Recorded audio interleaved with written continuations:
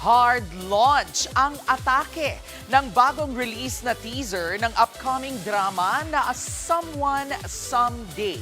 Pasilip pa lang, marami nang nahook sa pagtatambal ng Asia superstar na si Catherine Bernardo at multimedia prince na si James Rhee.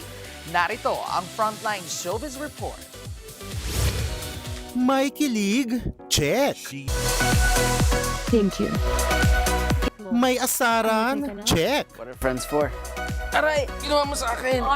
Diba? Yan na, damdaman mo.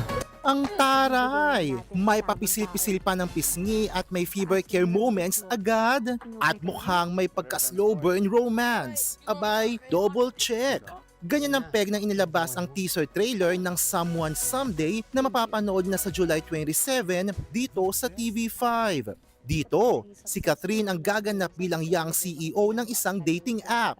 Isa rin siyang babaeng successful sa negosyo. Dito, pamilya tayo. At sa pamilyang to, walang may iwan. Pero mukhang hindi kasing successful pagdating sa pag-ibig. At dito nga papasok ang karakter ni James Reid na si Jordan. Pero teka, hindi lang ito love story. Dahil sa pagpasok ng misteryosong karakter ni Maha Salvador, tila may revenge plot na posibleng gumulo sa buhay ng karakter ni Catherine.